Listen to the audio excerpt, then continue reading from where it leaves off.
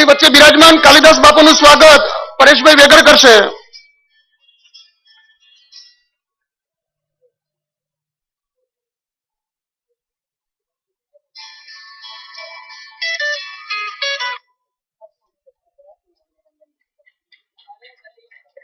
આપણી વચ્ચે બિરાજમાન માન્ય કેબિનેટ મંત્રી શ્રી ભારત સરકારનું સ્વાગત શિવ શક્તિ દીદી કરશે. સ્વાગત વિધિ પૂર્ણ થાય છે.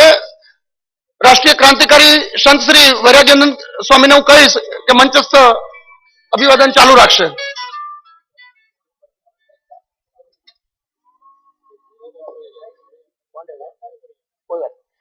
सभी ने अभी स्वागत किया. मैं दलीप जी को कहूंगा कि दलीप जी माला लेकर के पूज्य गुरुदेव भगवान का स्वागत करें. पूज्य गुरुदेव भगवान का दलीप जी. और आगे का विषय मेयर साहब को कहीं जाना है तो किंचित शब्दों में मेयर साहब से मैं उम्मीद करता हूं कि आप भारत के वह स्तंभ हैं कि जरूर ही गौ माता के ऊपर ध्यान देंगे. मेयर साहब आके अपनी बात को रखें. ओम शांति.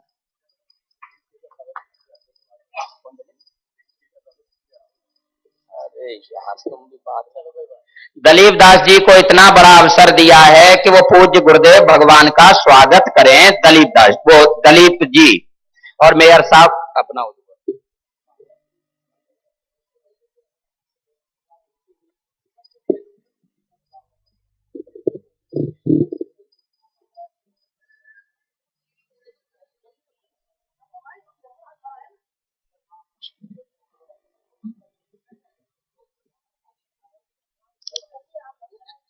विश्व गौभक्त महासंत सम्मेलन में उपस्थित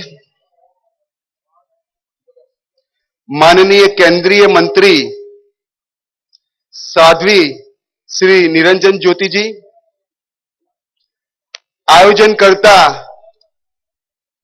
राष्ट्रीय क्रांतिकारी संत स्वामी वैराग्यानंद जी, महामंडलेश्वर श्री अविचल दास जी महाराज, महामंडलेश्वर श्री चित प्रकाशनंद जी महाराज, सूर्या आचार्य सुपाचार्य श्री कृष्णदेव नंद गिरी जी महाराज, श्री नानक दास जी महाराज, महामंडलेश्वर श्री दिलीप दास जी महाराज, साध्वी बिंद्रा मयूरी जी महाराज जी, साध्वी आनंद भाई साधना जी माता जी,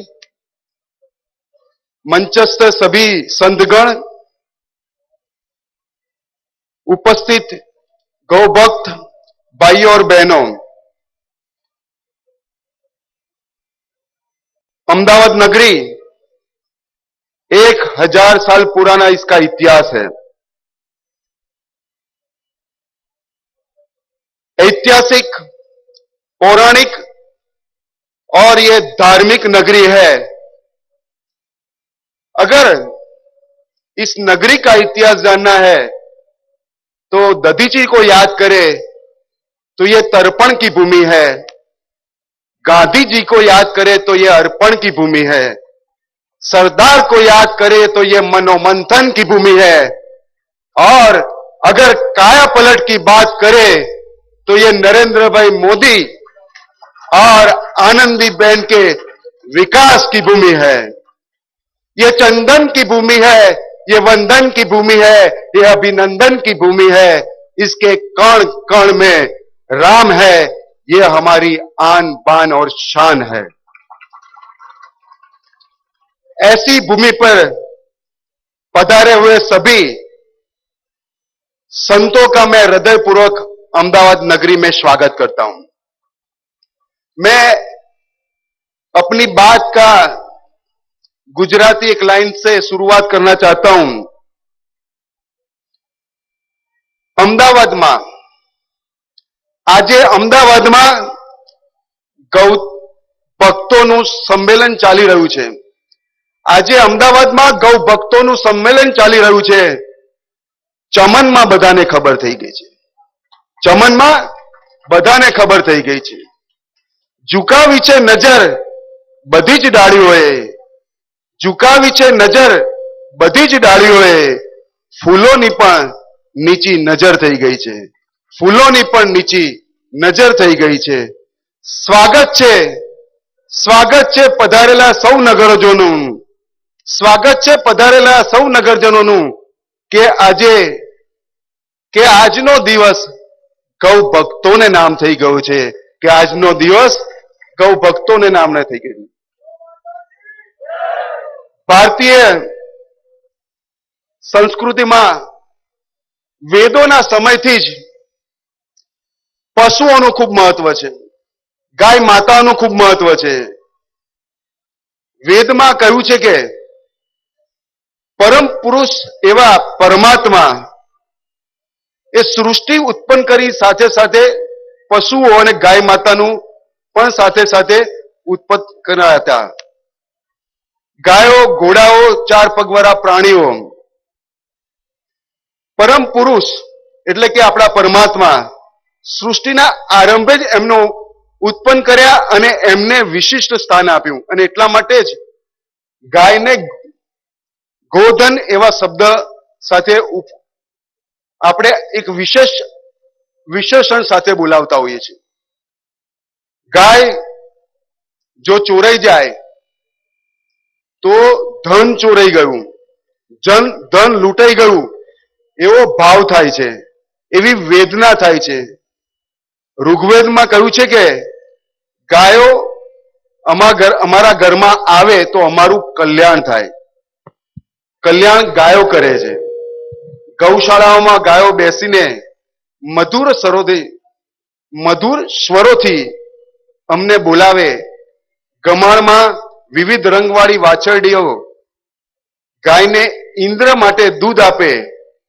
ગાય માતાની પ્રશંસા કરતા વેદમાં પણ એવું કહ્યું છે કે ગાય એ રુદ્રોની માતા છે.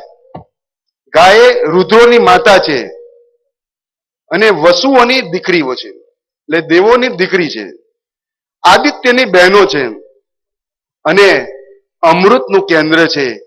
આવી વિશિષ્ટતાથી ગાય માતાને નવાજવામાં આવી છે. આર્યો પશુપાલન અને ખેતીમાં પ્રાણીઓનો ઉપયોગ કરતા હતા. આથી જ અર્યમા નામના દેવ ગાયનું રક્ષણ કરનારા દેવ છે તેવું કહેવાયું છે. ઘણા જાણીતા મંત્રોમાં પણ ગાયોની અલગ પહેચાન આપવામાં આવી છે. ગાયો ચોરી જનારાઓને અસુરો કહેવાતા હતા. ઇન્દ્ર તેમને સજા કરે છે. આ ઉપરાંત આર્યોના ગાયો ખૂબ પ્રિય હતી એવું આપણા પુરાણોમાં કહેવામાં આવ્યું છે.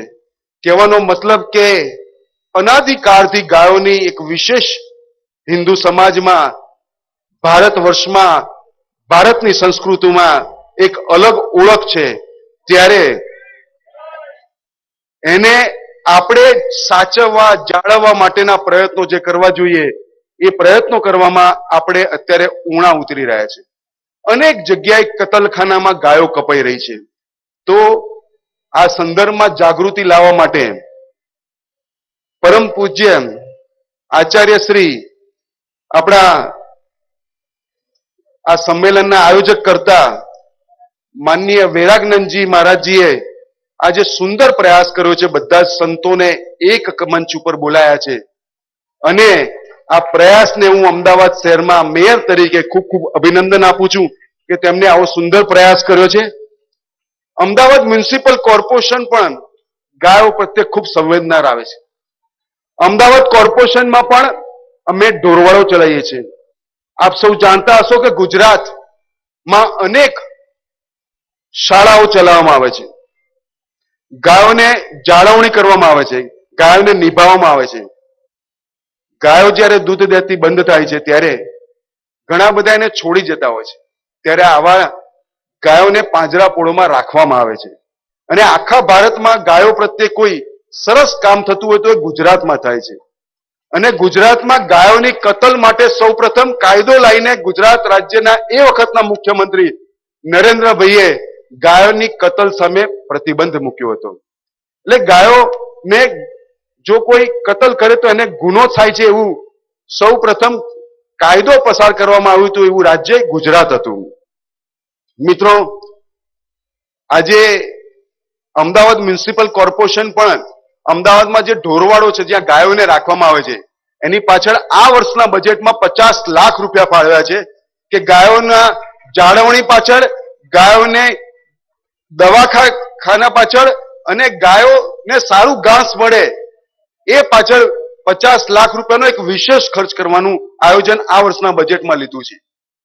ગાયોને સરસ ખાદ્ય મળે, સરસ ઘાસ મળે, સરસ રીતે એમનું પાચન થાય અને સર્વ ગુણો વાળું એમનો ખોરાક હોય એ માટે એક અમદાવાદ મ્યુનિસિપલ કોર્પોરેશને જૈન અને હિન્દુ શ્રેષ્ઠીઓની એક બેઠક બોલાવી હતી અને આ બેઠકોમાં ગાયને સારું ઘાસ મળે એ માટેની એક કમિટી રચી છે કે ગાય સારું ખોરાક લે અને એ ખોરાક માટે એક કમિટી બની એનું નિરીક્ષણ કરે કે ઢોરવાડામાં જે ગાયો આવે છે એનું ઘાસ ઉત્તમ છે કે નહીં, એનો ખોરાક ઉત્તમ છે કે નહીં, એ પ્રમાણે એનો ખોરાક આવે, એનું એક દવાખાનામાં એની સારવાર લેવાય છે કે નહીં એની એક પૂરેપૂરી ચિંતા થાય.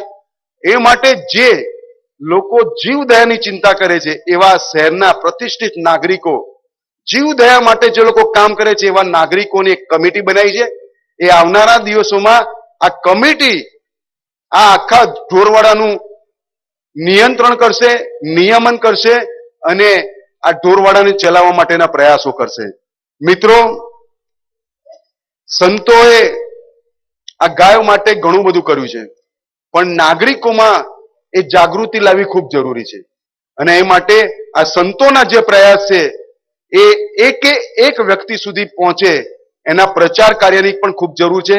હું માનું છું કે અનેક સામાજિક સંસ્થાઓ, અનેક એનજીઓએ આવા સંત સંમેલનમાંથી કીધેલી વાતો એક એક વ્યક્તિ સુધી, જન જન સુધી લઈ જવાનો પ્રયાસ કરવો જોઈએ અને આજે સંત સંમેલન થયું છે એના સંદર્ભમાં જે પ્રયાસ છે અને જે એને હોંસલો આપવા માટે જે સંતો અમદાવાદમાં પધાર્યા છે એ સંતો માટે અને આ બધા પ્રયાસ માટે જો મારે કહેવું હોય તો એટલું જ કહીશ कि अगर गायों को बचाने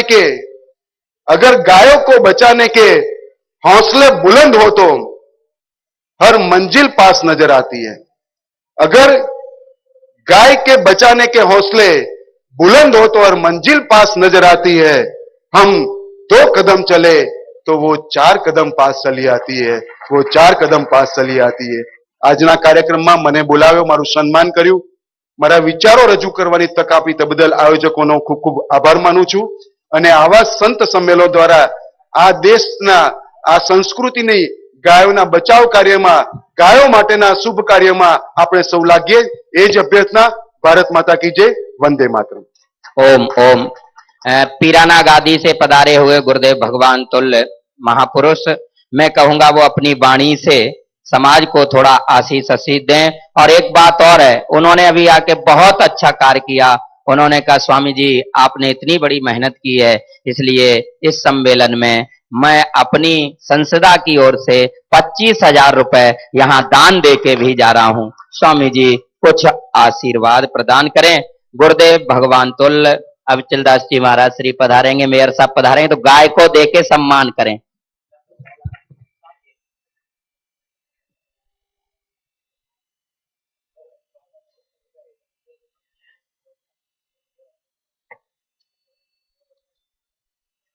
बोलो गौ माता की.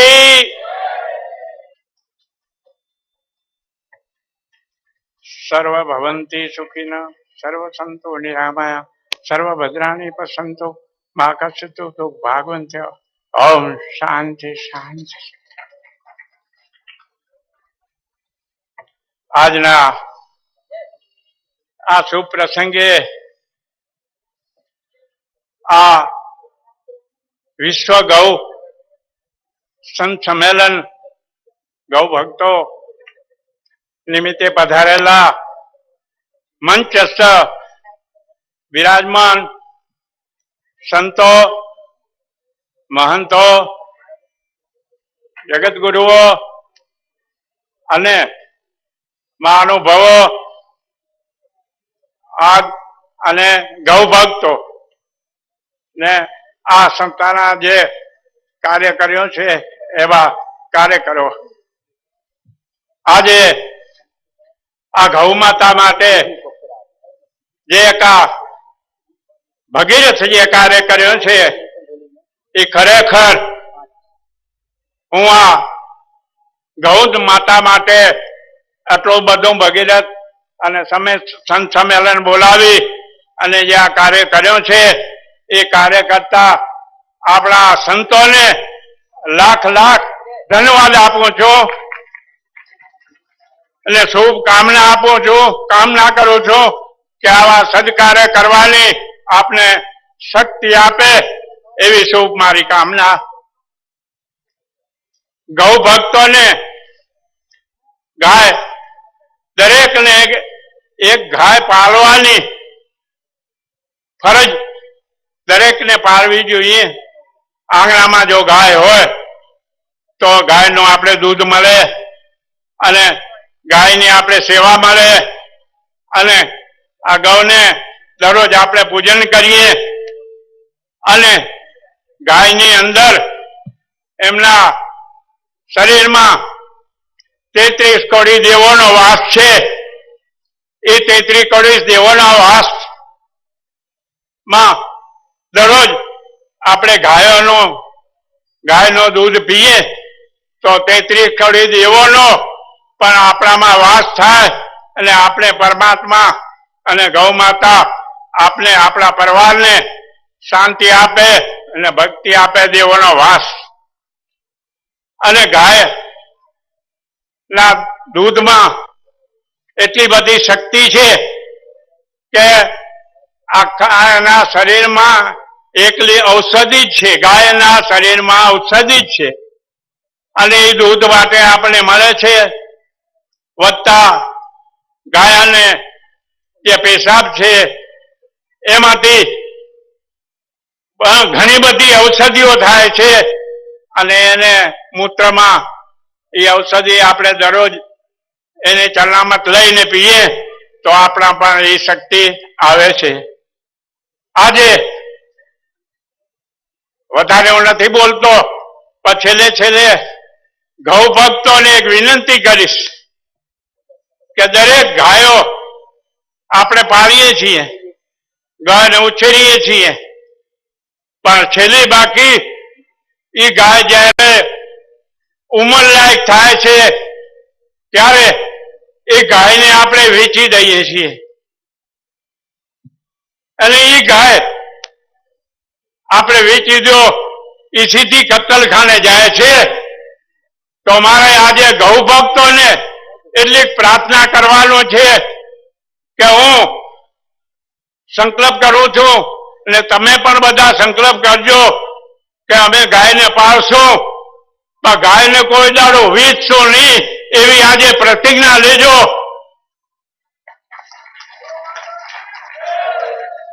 ગાયને જો વેચશો નહીં તો કતલખાને ક્યાંથી જવાની છે? ગાયને વેચીએ તો એ કતલખાને જાય. પણ આજે બધાને પ્રતિજ્ઞા કરવાની છે. ગૌ ભક્તોને મારી વિનંતી છે કે ગાયને વેચજો. મારી એટલી પ્રાર્થના છે, વિનંતી છે અને વધારે હું બોલતો નથી. ઘણા વક્તા મારા સંતો ભક્તો છે એટલે હું છેલ્લી બાકી આ જે કાર્ય જે ઉભું કર્યો છે એમને લાખ લાખ ધન્યવાદ આપું છું અને શુભકામના કરું છું કે આવા સદકાર્ય કરવાની આપણને બધાને સંતોને બધાને શક્તિ આપે એવી મારી શુભકામના સાથે મારી વાણીને વિરામ આપીશ અને બધા જ સંતોના ચરણોમાં વંદન કરું છું અને પ્રાર્થના કરું છું કે આ પ્રસંગે બધા પધાર્યા છો. સમયનો ભોગ આપીને અને ભક્તોને પણ પ્રાર્થના કરું છું કે ગાય પાળવાની આપને શક્તિ આપે એવી શુભકામના સાથે મારી વાણીને विराम. ओम शांति शांति. महाराज श्री ने अभी जो भी अपनी वाणी से कहा सच में मुझे लगा कितनी वेदना भरे शब्द कहे और वह वेदना भरे शब्द भारत के संत महापुरुष आपको जगाने का कार्य नहीं कर रहे हैं, आपके लिए एक सूखे हुए वृक्ष में नमी देने का काम कर रहे हैं, नमी देने का.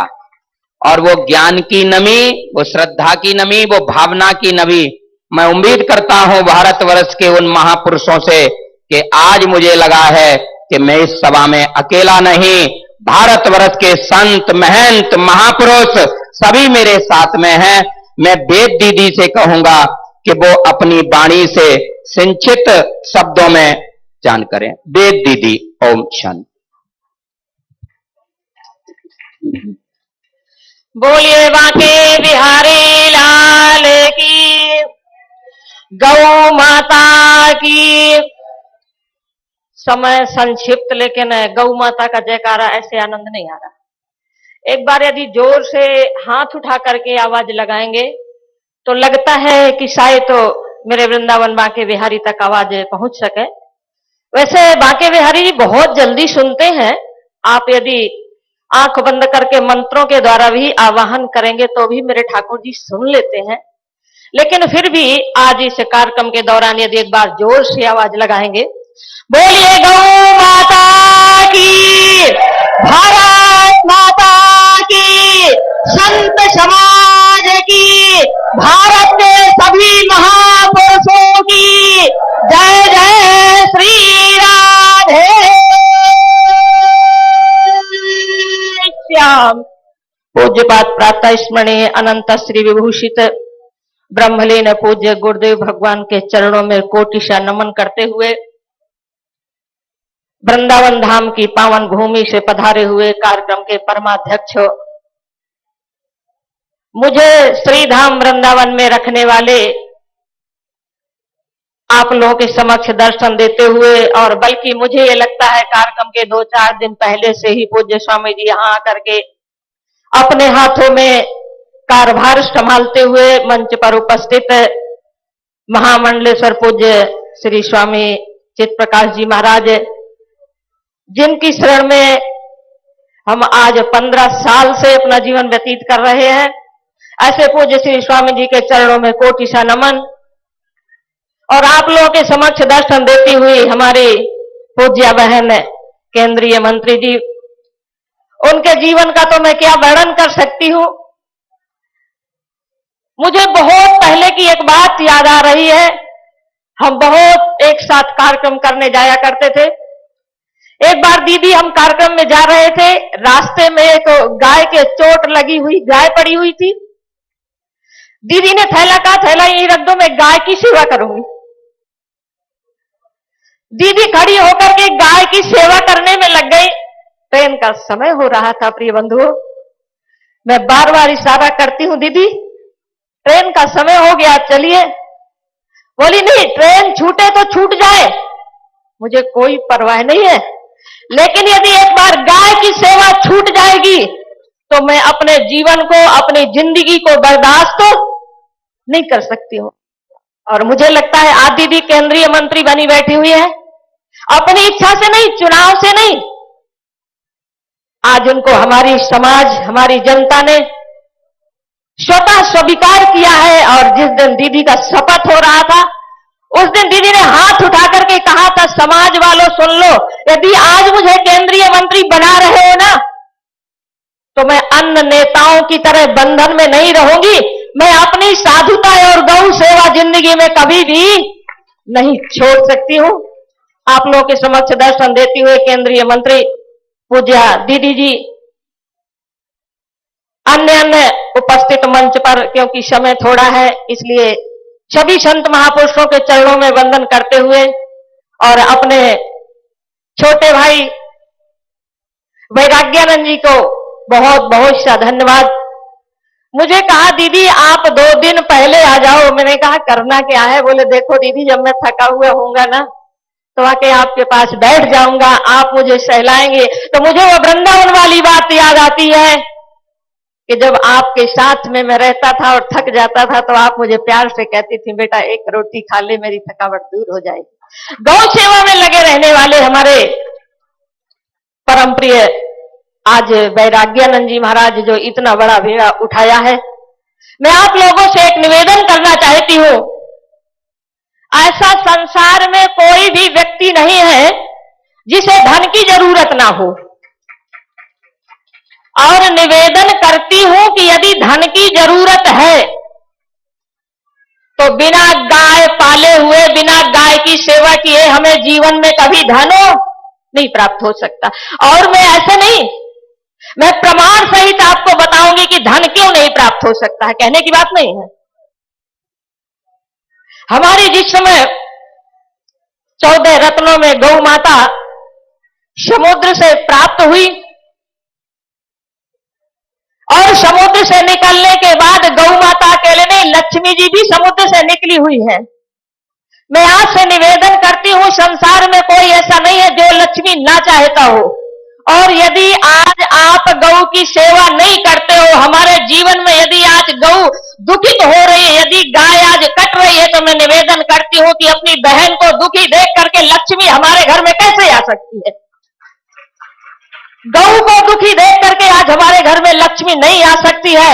इसलिए यदि हमें अपने घर में धन धान से परिपूर्ण होना है, तो सबसे पहले चाहिए कि हमें गौ की सेवा करना पड़ेगा और एक एक गाय अपने घर में पालना पड़ेगा। और मैं सिर्फ लक्ष्मी जी के लिए अकेले नहीं कहती हूं, हमें लगता है जिस वृक्ष के नीचे हम बैठे हो वो हमारा वृक्ष कल्पतरु बन जाए, कल्पतरु बन जाए वो वृक्ष, जो भी मांगे मिले। ऐसा नहीं है कि आपको नहीं मिलेगा, मिलेगा मिलेगा। मैं एक एक बार नहीं, मैं 100 बार कहती हूं कि मिलेगा, लेकिन कब मिलेगा?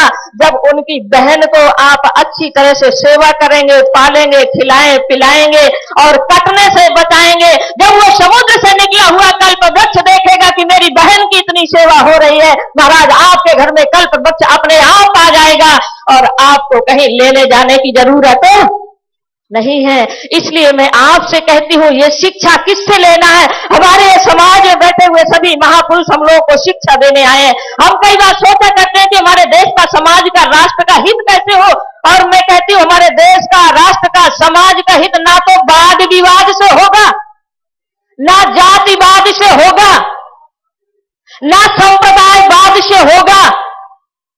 हमारे यदि देश और राष्ट्र समाज का हित होना है तो हमारे संत महापुरुषों के आशीर्वाद से होगा। यदि हमें अपने राष्ट्र का, समाज का हित करना है तो संतों का आशीर्वाद लो। और यही निवेदन करते हुए एक बात बता देना चाहती हूं, यदि गाय न होती धरा पे कहीं, आज हमारी यदि गाय न होती ना, इसलिए मैं आपसे निवेदन करना चाहती हूं, यदि गाय न होती धरा पे कहीं, अमृत सा दूध पिलावत को, यदि आज हमारी गाय न होती तो कोई अमृत जैसा दूध पिलाने वाला होता यहाँ? भैंस का दूध पी लो लेकिन बुद्धि तीव्र नहीं हो सकती है। यदि गाय न होती धरा पे कहीं, अमृत सा दूध पिलावत को, यदि गाय न होती धरा पे कहीं, और बैकुंठ में जाए बोलावत को। यदि धरती पर हमारी धरती माता गाय का रूप न धरती तो बताओ बैकुंठ में जाकर के भगवान श्री हरि को आवाज लगा करके कोई मृत्यु लोक में लाने वाला था? यदि मृत्यु लोक में परमात्मा को अवतार देने वाली है तो हमारी गौ माता है, जिस गौ माता को हम इतना तिरस्कार करते हैं। इसलिए मैं निवेदन करती हूँ, यदि गाय न होती धरा पे कहीं, अमृत सा दूध पिलावत को, यदि गाय न होती धरा पे कहीं, बैकुंठ आवाज लगावत को। यदि गाय न होती धरा पे कहीं, यदि गाय न होती धरा पे कहीं, अरे उस ब्रह्म को धरा पे लावत को। यदि गाय न होती धरा पे कहीं, भव सागर पार लगावत को। यदि गाय न होती धरा पे कहीं, भव सागर पार लगावत को। यदि हमें इस धरा पर परमात्मा श्री राम को लाना है, यदि इस धरा पर परमात्मा श्री कृष्ण को लाना है, यदि आपने राम की भी बात सुनी होगी कि विप्रधेनु सुर संतहित, परमात्मा श्री राम ने यदि अवतार लिया है तो गौ के लिए अवतार लिया है, और भगवान कृष्ण ने यदि अवतार लिया है तो गौ की सेवा के लिए अवतार लिया है। आप जिस धरा पर बैठे हुए हैं, इस धरती का नाम है 16 भागवत। और मैंने भागवत में पढ़ा हुआ है कि जिस समय भगवान कृष्ण का यहाँ से अपने तद्धाम परमामम जाने का समय आया तो उस समय उद्धव जी ने हाथ जोड़ करके कहा, प्रभु क्या आप यहाँ से चले जाएंगे तो क्या सारा का सारा धर्म और सारा का सारा ग्रंथ चला जाएगा? भगवान श्री कृष्ण ने कहा नहीं, मैं अपना धर्म, मैं अपना सारा का सारा ग्रंथ मैं गौ माता के शरीर में उपस्थित करके जा रहा हूं। जो मनुष्य गौ माता की सेवा करेगा उसके जीवन में पूरा धर्म, पूरा ज्ञान, पूरा वैराग्य और धन धाम से पूर्ण होगा। मैं तो धराधाम से जा रहा हूं, लेकिन समाज की सेवा के लिए और समाज को बहुत दूरी तक, समाज को मैं संसार से पार उतारने के लिए गौ को छोड़े जा रहा हूं। इसलिए आप लोगों से निवेदन है कि आप आइए, गौ की सेवा के लिए बीड़ा उठाकर यहां से जाओ और एक एक यहां से शपथ लेकर के जाओ। स्वामी वैराग्यानंद जी ने इतना बड़ा कार्यक्रम किया है, उनका कार्यक्रम सफल हो और शपथ लेकर के जाएं। हम यहां से जा रहे हैं पर गौ को नहीं भुलाएंगे, गौ को पालेंगे, गौ की रक्षा करेंगे, गौ की रक्षा करेंगे तो हमारे जीवन का रक्षा होगा। इन्हीं शब्दों के साथ मंच पर उपस्थित सभी संतों को प्रणाम करते हुए वाणी पर ब्राह्म बोलिए गौ माता की, भारत माता की, हर हर महादेव। भारत माता की, गौ माता की। अभी मेरी बड़ी बहन वेद दीदी ने जो बोला, सच में हृदय को शब्द छूने वाले थे। हम गुरुदेव भगवान के श्री चरणों में जब रहते थे तो गुरुदेव भगवान ने एक दिन कहा, वैराग्यानंद आप गाय की सेवा किया करो। कल भी मेरे लिए गुरुदेव भगवान की वाणी और आदेश, आज भी कहता हूं कि गुरु आदेश सर आंखों पे, गुरु का आदेश सर आंखों पे। और एक शब्द कहता हूं, जिसके जीवन में गुरु नहीं, जिसके जीवन में गुरु नहीं उसका जीवन अभी शुरू नहीं। तो गुरु जीवन में होना चाहिए। मैं मेरे काका गुरु ब्रह्म स्वरूपानंद जी महाराज से कहूंगा कि वो 5 मिनट में सभी भक्तों को अपनी वाणी का आशीष प्रदान करें। ब्रह्म स्वरूपानंद जी महाराज।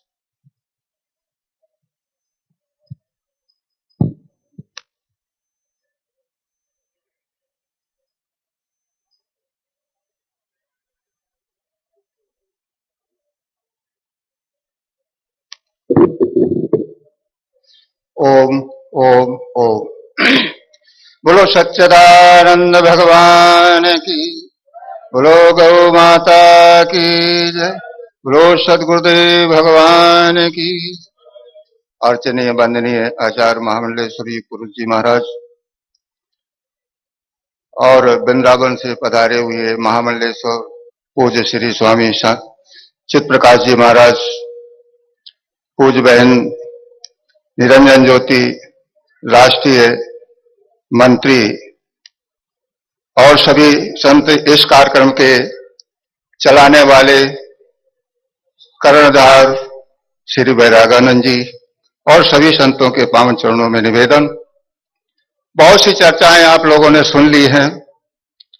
सुन करके ऐसा नहीं है कि आए हैं और सुन करके चले जाएं।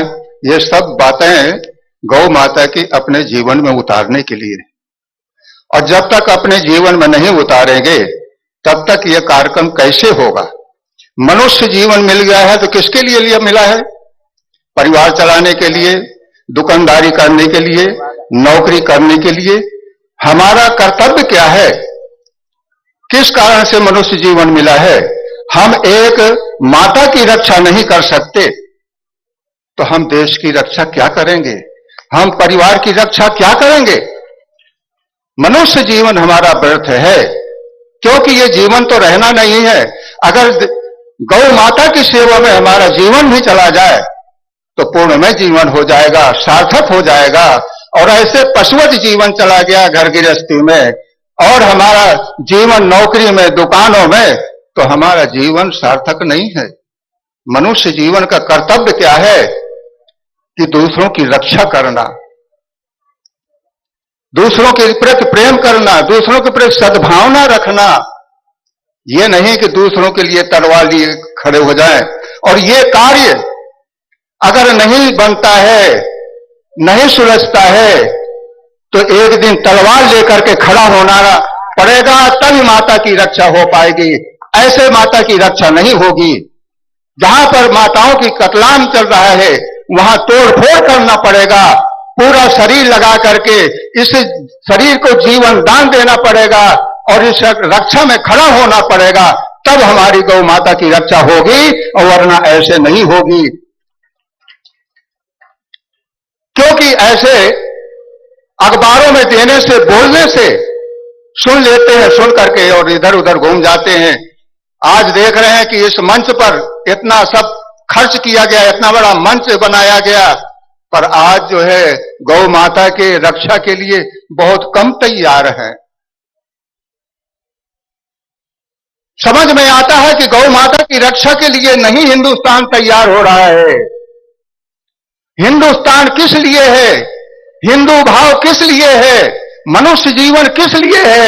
हम अगर किसी की जीवन नहीं बचा सकते हैं तो हमारा जीवन भी व्यर्थ है। हम ऐसी गौ माता की जो हमको घास खाती है और हमको दूध पिलाती है, ऐसी मां की रक्षा नहीं करना तो हमारा मनुष्य जन्म भी बेकार है। जन्म लेना मनुष्य जीवन भी बेकार है। ऐसे कार्य में हमारे बैरागानंद जी महाराज शपथ लेकर के खड़े हो गए हैं। संत होकर के हम अगर अपनी गौ माता की रक्षा नहीं कर पाए तो हमारा संत भी होना बेकार है। कहते हैं गोधन बाजधन और रतन धन खान, और जो आवे संतोष धन सब धन धूल समान। अगर गौ धन की हम रक्षा नहीं कर पाते तो हमारा मनुष्य जीवन भी व्यर्थ है। मनुष्य जीवन तभी सार्थक होगा जब गौ माता की रक्षा करेंगे और उन दुष्टों से हम उसकी रक्षा करके बचाएं। यही मनुष्य का धर्म है। थोड़ा समय है और सभी संतों के पावन चरणों में निवेदन, बोलो गौ माता की जय। धर्म की, अधर्म का, प्राणियों में, विश्व का, हर हर महादेव। अभी मेरे काका गुरु ने जो शब्द कहा, सच में लगा कि बस ऐसा ही हाथ शरीर पर नहीं सिर पे रखा रहे तो हम ये कार्य करते रहेंगे। और आज एक शब्द और कहूंगा कि कटती गाय करें पुकार, मिलकर बंद करेंगे अब ये अत्याचार। कटती गाय करें पुकार, मिलकर हम सब बंद कराएंगे ये अत्याचार। अभी 28 फरवरी को दिल्ली में गाय के लिए बहुत बड़ा आंदोलन होने जा रहा है, और वह आंदोलन गोपाल मणि जी महाराज के तत्वाधान में काफी संत आ रहे हैं उसमें। लेकिन आप लोगों से भी कहूंगा उसमें भी आप जुड़े रहें। 10 तारीख को कल यहां गोपाल मणि जी भी महाराज आ रहे हैं, काफी लोग आ रहे हैं। आज पूज्य गुरुदेव भगवान के श्री चरणों में विनय करूंगा कि हम सबको आप दिशा और दशा देने का प्रयास करें।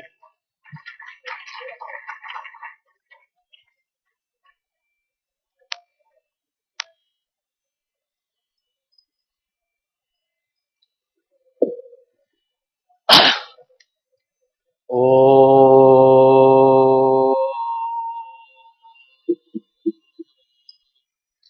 सहनावतु सहनौ भुनक्तु सह वीर्यं करवावहै तेजस्विनावधीतमस्तु मा विद्विषावहै। ओम शांति शांति शांति। बोलो वृंदावन बिहारी लाल की जय। गौ माता की जय।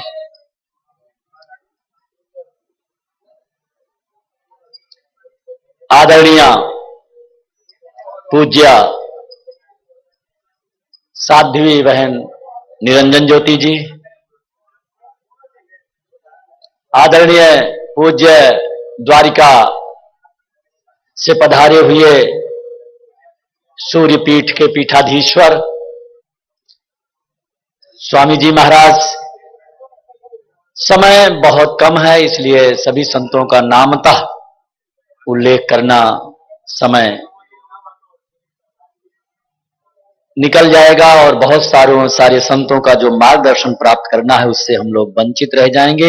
इसलिए मंचस्थ सभी पूज्य संतों के पावन चरणों में नमन करते हुए सभी गो भक्तों जो गो सेवा व्रत धारण कर रखा है और इस विशाल कार्यक्रम के सभी सहयोगी वृंद, अभी हम सब लोग बहुत बड़े बड़े विद्वान आचार्य संतों से, जिन्होंने अपना पूरा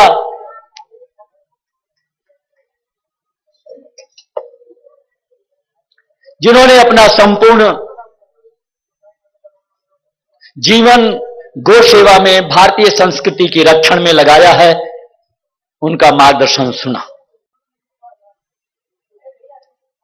हाँ, कार्यकर्ताओं से निवेदन है कि मंच के से दूर जाकर के अपने कार्य की योजना बनाएं तो ज्यादा अच्छा रहेगा।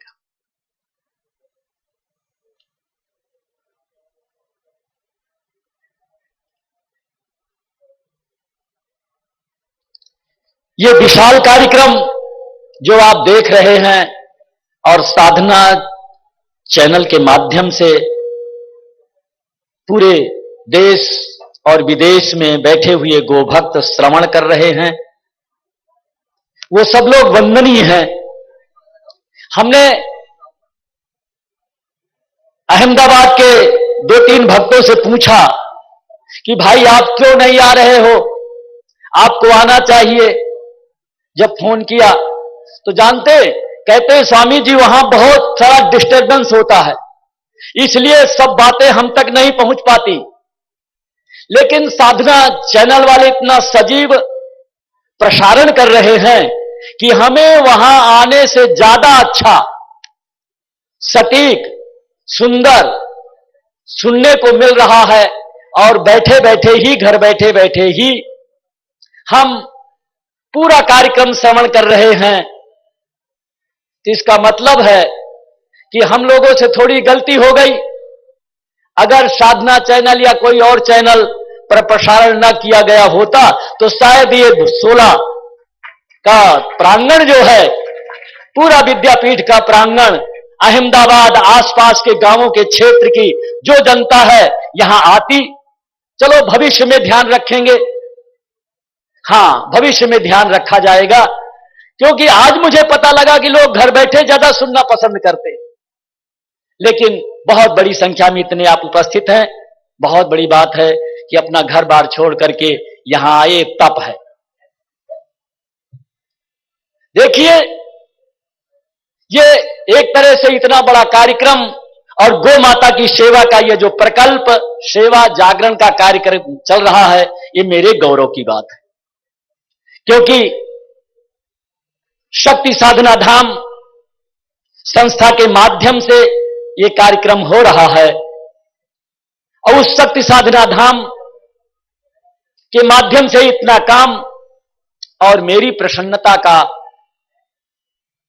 और भी कारण है कि उस संस्था के उद्देश्यों को जन जन में पहुंचाने के लिए पहले केवल एक व्यक्ति था, सांभवी चेतना जी, जो वृंदावन आश्रम की देखरेख करती थी। केवल वह ही संस्था के उद्देश्यों की पूर्ति के लिए, चाहे कोई प्रकल्प हो, उसके लिए रात दिन चिंता करती थी, सेवा करती थी। लेकिन अब मेरी प्रसन्नता का जो स्तर है वो बहुत बढ़ गया, क्योंकि अब तो 3-3, 4-4 व्यक्ति हो गए, जिसमें इस कार्यक्रम के संयोजक हमारे प्रिय शिष्य वैराग्यानंद जी, जो इतने प्राणपण से, इतनी भावना से, इतने बड़े बड़े कार्यों के माध्यम से संस्था के उद्देश्यों के पूर्ति के लिए निरंतर प्रयत्नशील रहते हैं। उनको बहुत बहुत आशीर्वाद, बहुत बहुत धन्यवाद कि वो निरंतर इसी तरह राष्ट्र सेवा में, जो हम लोगों को परंपरा से अपने गुरुओं से मिला है कि अपनी मुक्ति के लिए ही चिंता ना करो, मुक्ति यदि कुछ दिन बाद भी मिल जाएगी तो कोई फर्क पड़ने वाला नहीं है। एक जन्म के बाद भी मुक्ति मिल जाएगी तो कोई फर्क नहीं पड़ेगा। लेकिन राष्ट्र, देश, समाज, संस्कृति और व्यक्ति की सेवा में अपना समय और शक्ति लगाओ, यह हमें अपने गुरुओं से मिला है और मुझे गर्व है कि वह परंपरा अब इन व्यक्तियों के माध्यम से समाज में आगे बढ़ेगी, ये मुझे विश्वास है। इसलिए वैराग्यानंद को बहुत बहुत धन्यवाद। उनके सहयोगी उनका कंधे से कंधा मिला करके इस कार्यक्रम में छोटा बड़ा सभी प्रकार का कार्य करने वाले हमारे प्रिय गोपालानंद जी भी इस कार्यक्रम में, और भी उनके बहुत सारे कार्यक्रम मध्य प्रदेश में चलते हैं, वहां वो सेवा करते हैं। और हमारे विनोद शास्त्री जी, वो भी निरंतर प्रवास करते रहते हैं और संस्था के उद्देश्यों को पूरा करने में निरंतर प्रयत्नशील रहते हैं। ये गौरव की बात है कि जो अब हमारे पास केवल 2 हाथ नहीं है, मेरे पास 10 हाथ होए, और 10 हाथ से जब वो कार्य होगा तो निश्चित ही है कि बहुत बड़ा कार्य होगा। इसलिए ये तो मेरे गौरव की बात है, मेरी प्रसन्नता की बात है। आपसे ज्यादा मेरे को प्रसन्नता है। देखिए, अभी हम सब लोगों ने संकल्प लिया है कि उज्जैन के कुंभ में भी एक बहुत बड़ा गो रक्षा, गो जागरण का वहां कार्यक्रम, जो शक्ति साधना धाम के माध्यम से वहां कैंप लग रहा है, उस कैंप में भी किया जाए। और वहां कुंभ में आए हुए जो गोभक्त हैं, उन गोभक्तों को इकट्ठा करके एक ऐसा संदेश पूरे विश्व में दें जिससे गो हत्या बंदी रुके और गो पालन, गो सेवा के प्रति लोगों की रुचि का जागरण हो। इसका प्रयास शक्ति साधना धाम का कैंप जो मुल्लापुरा चौराहे के पास चिंतामणि रोड दत्त अखाड़ा क्षेत्र में होगा। आप लोग वहां आइए, सभी गोभक्त वहां सादर आमंत्रित हैं। आप सभी लोग वहां आइए, आकर के वहां कुंभ में सभी संतों के दर्शन के साथ गो सेवा के विचारों को भी श्रवण कीजिए। आप सब लोग वहां सादर आमंत्रित हैं। अभी हम सब लोग श्रवण कर रहे थे। मेरे विचार से इस लोकतंत्र में न बम की जरूरत है, न तलवारों की जरूरत है, न बंदूकों की जरूरत है, न मारकाट करने की जरूरत है, न तोड़ फोड़ करने की जरूरत है। कुछ भी करने की जरूरत नहीं है। हमने सुना है अपने बूढ़ों से, बुजुर्गों से, जब गुड़ खाने से कोई मर सकता है, किसी समस्या का इलाज हो सकता है, तो जहर देना मूर्खता है। मूर्खता है कि नहीं है? तो जहर की बात तो सोचना ही नहीं चाहिए। जब यह गारंटी है कि गुड़ देने से इलाज हो सकता है, गुड़ देने से समस्या का समाधान हो सकता है, और इस लोकतंत्र में सबसे सरल सा उपाय है कि हम अपना कीमती वोट संगठित होकर के हिंदू के नाम पर देना प्रारंभ कर दें। हजारों समस्या का एक समाधान, हिंदू के नाम पर हम वोट देना शुरू कर दें। हमारा वोट केवल हिंदू के नाम पर पड़े, न अपने स्वार्थ के नाम पर, न जाति के नाम पर, न मजहब के नाम पर, न पूजा पद्धति के नाम पर, न रिश्तेदार के नाम पर, न कोटा परमिट के नाम पर। अगर हमारा वोट पड़ता है, घोषणा करके वोट पड़े। अपने क्षेत्र के जब भी चुनाव हो, क्योंकि हजारों साल से हम लोग संघर्ष कर रहे हैं गाय की रक्षा के लिए, संस्कृति की रक्षा के लिए, धर्म की रक्षा के लिए। सही बताएं, पहले कई बहुत सारे गौ सम्मेलनों में जाने का अवसर मिलता रहा। पिछले कुछ दिनों से मैंने जाना बंद कर दिया। दिल्ली में एक बहुत बड़ा आयोजन हुआ, मेरे पास वहां के आयोजक आए, कहा आपको पहुंचना है, आप जरूर आइए। हमने कहा मैं जरूर चलूंगा, लेकिन मेरी एक थोड़ी सी बात मान लीजिए, यदि गलत हो तो बिल्कुल ना मानिए, यदि सही हो तो उस बात को मान लीजिए। कहते बोलिए। हमने कहा वहां ये मंच से घोषणा कीजिए कि वोट उसी को दिया जाएगा जो हिंदू धर्म की रक्षा करेगा, गाय की रक्षा करेगा, उसको हमारा वोट मिलेगा। और हम आह्वान करें संपूर्ण हिंदू जाति के गो भक्तों को, हिंदुओं को, कि आप लोग हिंदू होकर के एक बार वोट दो तो अपने आप सब समस्या का समाधान हो जाएगा। वो आयोजक कहने लगे कि कांग्रेसी नाराज हो जाएंगे। हमने कहा जब कांग्रेसी नाराज हो जाएंगे, जिन्होंने महात्मा गांधी की इच्छा का उल्लंघन किया, उस उल्लंघन के पाप के भागीदार हैं, अगर वो नाराज हो जाते हैं तो हो जाने दीजिए। कांग्रेसी कोई हिंदू थोड़ी है, जितने भी कांग्रेसी विचारधारा के हैं वास्तव में कोई हिंदू नहीं। व्यक्तिगत भले हिंदू हो सकते हैं, हम नहीं कहते कि वो पूजा नहीं करते, पाठ नहीं करते, लेकिन डॉक्टर ह्यूम के द्वारा प्रसारित विचारधारा से पोषित जितने भी लोग हैं, कांग्रेस को किसने बनाया? एक विदेशी। वो इसलिए बनाया कि भारत की सत्ता को हम यहां दबाए रखें और ईसाईयत का प्रचार प्रसार करते रहे। भले ही गोरे अंग्रेज चले गए, लेकिन काले अंग्रेज जो कांग्रेसियों के द्वारा पैदा किए हुए हैं, मैकाले के द्वारा पैदा किए हुए हैं, आज भी जगह जगह बैठे हुए हैं, वही हिंदू प्रवाह को रोकने का काम कर रहे हैं। वही कर रहे हैं, दूसरा कोई नहीं कर रहा है। गाय की पूजा करेंगे, गोदान देंगे, लेकिन जब समाज में कहने की बात आएगी तब वहां वो कहेंगे कि मुसलमान नाराज हो जाएगा, मुसलमानों का वोट नहीं मिलेगा। तो गाय की हत्या इसलिए हो कि मुसलमानों का वोट मिलता रहे। तो आप इसका काट क्या है? मुसलमानों का दोष नहीं है, कांग्रेसियों का भी दोष नहीं है, दोष हम हिंदुओं का है। इसकी काट क्या है? ये राजनेता, चाहे कोई राजनेता, किसी भी पार्टी का राजनेता हो, उनके हम एहसास करने को मजबूर कर दें कि यदि यदि हमारी भावना का ध्यान नहीं रखोगे तो तुम्हें भी 5 साल के बाद सड़क की खाक छाननी पड़ेगी।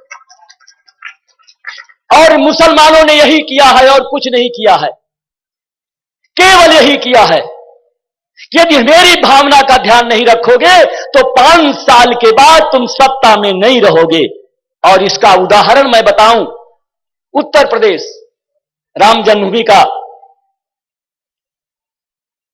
मंदिर पर जो सैकड़ों साल का कलंक का टीका था, जब वो टीका हमारे वीर हिंदुओं ने अपने माथे से पोंछ करके अलग किया, माथा को धो लिया, चंदन लगाया, उसके बाद वहां की सरकार गिरा दी गई। और गिराने के बाद जब चुनाव हुआ तो जानते हो क्या हुआ? मुसलमानों ने संकल्प कर लिया कि अब उस विचारधारा के लोगों को सत्ता पर नहीं आने देना है। हिंदुओं ने कोई संकल्प नहीं किया। हिंदुओं ने नहीं कहा, यह नहीं सोचा कि जिस विचारधारा के लोगों ने हमारे माथे पर लगे हुए उस कलंक के टीके को, अपमान के टीके को नष्ट किया, अपना खून दे करके, अपना सर्वस्व न्यौछावर करके उनको हम पुनः सत्ता पर लाए, ये हिंदुओं ने संकल्प नहीं किया। उसका परिणाम हुआ उस विचारधारा के व्यक्ति वहां सत्तासीन नहीं हो सके। अब जब नहीं हो सके तो वहां उत्तर प्रदेश के सभी राजनीतिक पार्टी वाले सोचते हैं हिंदू तो वोट देता नहीं हमें, मंदिर के नाम पर, गाय के नाम पर, राष्ट्र के नाम पर। मुसलमान जो इसका साथ देता है, ऐसा करता है, मुसलमान उसके विरोध में खड़ा हो जाता है। इसलिए मुसलमानों को अपनी तरफ लाने के लिए हमें भैया हिंदुओं की भावनाओं को छोड़ देना चाहिए। यह तथ्य है, इसको सोचना पड़ेगा। बंदूकों, तलवारों, बमों, इसकी चर्चा नहीं, इससे कुछ नहीं होने वाला। कितने लोगों को मारोगे? कितने बम फोड़ोगे? क्या भारत की सेना के पास कम बम है? कम बम है, कितने लोग मरने को तैयार होंगे? विश्व की दूसरे नंबर की हमारी फौज है, क्या उससे मुकाबला कर सकोगे? उनको मार सकोगे? इसलिए बमों की बात नहीं, तोड़फोड़ की बात नहीं, सहज सरलता से जो काम हो सकता है वैसा सोचो और विचारधारा, इस विचारधारा को जन जन तक पहुंचाओ। एक बात, पहले हम हिंदू हैं और जो हिंदू की बात करेगा वही देश पर राज करेगा। बस जो हिंदू हित की बात करे, जो हिंदुओं का जो हित हिंदू ही सोचे। आज आप देखते हो, चाहे किसी पार्टी का व्यक्ति हो, मजारों पर चादर चढ़ाने जाता है। क्यों जाता है? बहुत भक्त हो गए हैं। ये कोई भक्त नहीं है। मजारों पर चादर इसलिए चढ़ाने जाते हैं कि वो सोचते हैं चादर चढ़ाने से मुसलमान सोचेगा कि हमारा, और हम इसको वोट दे दें। तुम्हारे मंदिरों में कोई नहीं जाता, सभी लोग टोपियां बदल लेते हैं। लेकिन जानते हो क्यों नरेंद्र भाई मोदी क्यों भारत के प्रधानमंत्री बने? कभी सोचा है? आप सोचते होंगे कि बहुत अच्छा काम करते हैं, लेकिन बहुत अच्छा काम करने वाले अटल बिहारी भी बहुत अच्छा काम करते हैं, दोबारा सत्ता में नहीं आए। केवल एक ही कारक नहीं है कि हिंदुस्तान में जो बहुत अच्छा काम करेगा वही प्रधानमंत्री बनेगा, वही मुख्यमंत्री बनेगा, ऐसा नहीं है। जानते हो, वैसे इनकी छवि तो बहुत अच्छी हिंदुत्व की थी, संरक्षण की थी। एक घटना घटी, मोदी जी ने टोपी अपने सिर पर नहीं रखी, समझ लिए? टोपी नहीं लगाई। बहुत कुछ सहा, बहुत कुछ विरोधियों ने कहा, लेकिन मोदी जी ने टोपी ना लगाने के पक्ष में सम्मान के साथ, गौरव के साथ खड़े थे। और उसी का परिणाम पूरे देश का हिंदू समझा कि अब मुझे एक हिंदुत्व संरक्षण का एक नेतृत्व मिल गया है, इसलिए इसको अवसर देना चाहिए। ये कारण है। ये कारण नहीं है कि गुजरात बहुत बड़ा उन्नति और विकास किया था, जिसके कारण जो है वो मोदी जी जीत गए। ये भी कारण 100% 100 कारणों में एक कारण हो सकता है, लेकिन मुख्य कारण है उनकी हिंदुत्व की पहचान की। इसलिए हम आपसे निवेदन करेंगे, यदि आप गाय की रक्षा करना चाहते हैं, मंदिर बनवाना चाहते हैं और जो भी समस्याएं हिंदुत्व से संबंधित हैं उनका निदान चाहते हैं, तो एक उपाय है, आप सभी अपने भेदों को भूल करके संगठित होकर के संकल्प कर लें कि हमें और अपने जितने भी संपर्क के लोग हैं उन लोगों से हम प्रयास करेंगे कि वो सभी लोग हिंदुत्व रक्षा, हिंदू भावना के पोषण करने वाले, उनको घोषित करके उनको वोट दें और उनको सत्ता पर लाएं। जानते हो, इतना आप अगर 1 साल कर सके, भारत के सब व्यक्ति नहीं, ज्यादा से ज्यादा केवल 45% व्यक्ति, 45 क्या 40% हिंदू, क्योंकि उनका वोट जानते हो कितना है? मुसलमानों का 18% वोट है, केवल 18% वोट है। उस 18% वोट के लिए पूरे देश के सभी राजनीतिक पार्टी, चाहे वो भाजपा के ही हो, सभी लोग खुलेआम मुसलमानों का पक्ष लेंगे और लेते रहेंगे, लेंगे। उसकी काट यही है कि 18 दूना 36, तुम 36% वोट हिंदू होकर के इस भारत भूमि में इकट्ठा करो, केंद्रित करो, सभी समस्याओं का समाधान हो जाए। मोदी जी चाहे भी तो बहुत सारे काम नहीं कर सकते। आज अगर हम लोग चिल्ला रहे हैं कि गो हत्या बंदी का केंद्रीय कानून बनाओ, क्या सोचते हो कि मोदी जी वहां बना सकेंगे? कभी नहीं बना पाएंगे, क्योंकि उच्च सदन में मोदी जी का बहुमत नहीं है, नहीं चल पाएगा, कुछ नहीं हो पाएगा। राम मंदिर के लिए क्या कानून बना देंगे, और ये विरोधी लोग जानते हो, हमें उकसाने के लिए, हमें मूर्ख बनाने के लिए ये कहा करते हैं कि मोदी जी अब कानून क्यों नहीं बना रहे, अब कानून क्यों नहीं बना रहे, कानून क्यों नहीं बना रहे। भैया, कानून बना ही नहीं सकते, क्योंकि 2/3 बहुमत चाहिए, ऊपर और नीचे दोनों सदनों में एक सदन में तो किसी तरह जुटा लेंगे, लेकिन ऊपर वाले सदन में इनका शायद दीदी को मालूम होगा, मुझे तो ज्यादा मालूम नहीं है, 65 सदस्य हैं या 60 सदस्य हैं, दीदी ज्यादा जानती होंगी।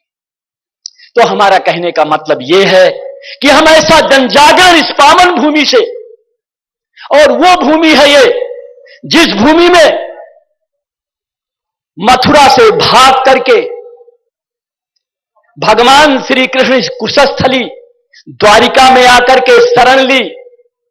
ये गौरव की भूमि है जो भगवान को भी शरण देती है।